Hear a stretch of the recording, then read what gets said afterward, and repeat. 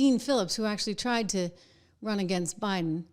They spit him up and threw him out. Dean Phillips brought this up. He's like, my party, I'm sorry. Like, they really, really don't get it. They just don't get it. Unfortunately, Democrats are only focused on one thing right now, Mr. Musk.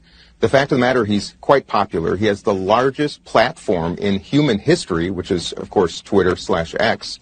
And I think we're missing the boat as Democrats. And all I'm saying is that sometimes it's better to join them and actually play a role in how the strategy works rather than so pathetically, frankly, try to combat something that clearly is a steamroller, and Democrats are being steamrolled.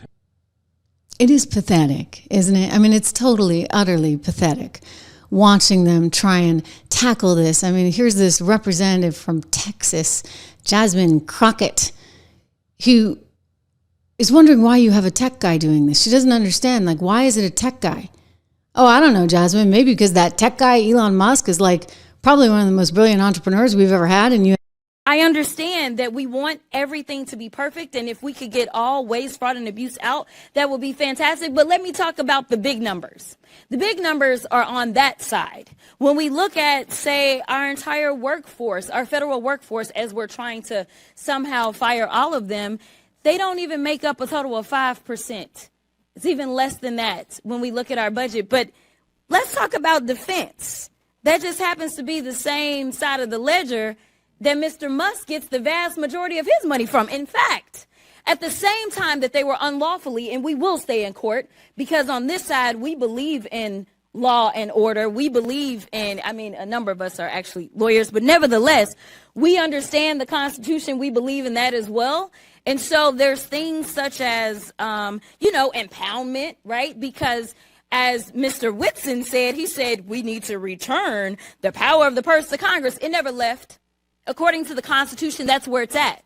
Now, I know that people are confused right now because for whatever reason, we had a guy that went in, and you talk about people invading our data. Listen, people said that they were upset about TikTok, but I'm upset about the guy that runs Twitter, who for sure is doing nefarious things, because I don't understand, if you are trying to conduct audits and figure out where the waste, fraud, and abuse is, I don't know why you would go to some tech guy.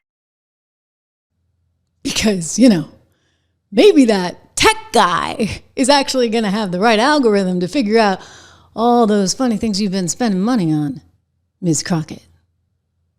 Maybe that tech guy is going to be able to go in there and just determine exactly how it is that some people in Congress, I'm looking at you, Elizabeth Warren, making, a couple $100,000 a year, somehow have millions of dollars in the bank. Maybe that tech guy in Congress is going to go into Congress and actually be able to discover where all that money went. And you see, it scares the heck out of them because something's amiss. USAID spending, did that go up? I mean, like way, way up. Donald Trump talking about whether or not that played a role in 2020 in the election, because you think about all the media that was getting paid off. So were they refusing to actually look at things succinctly? Were they refusing to think about policy, or were they just going on these character attacks because they were paid to? We knew NPR, we knew NPR and PBS were funded by taxpayers, but who knew that the New York Times, Politico, the BBC, the Associated Press, who knew that they were all getting paid off by USAID, HHS? You wonder why they didn't like RFK Jr. By the way, he just got confirmed. We're going to show you that video coming up. But this is the reality of the moment. These people got nothing. They're going to name call, or they're going to sing badly. Which side are you on? Which side are you on? Tell me, which side are you on? Which side are you on? We'll fight against Josh. We'll fight Elon Musk. No, Elon's kept with it. Oh, listen, you just play that song for him.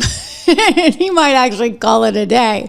Unbelievable. Really, really, really, really unbelievable. But you know what? Good stuff is happening. You look at the USAID, which is giving out billions of dollars every year, $70 billion one year. I mean, this is a lot of money, right? I mean, we're talking all kinds. I mean, Caroline Levitt saying earlier that 2.7 trillion was in Medicaid and Medicare going overseas fraudulently.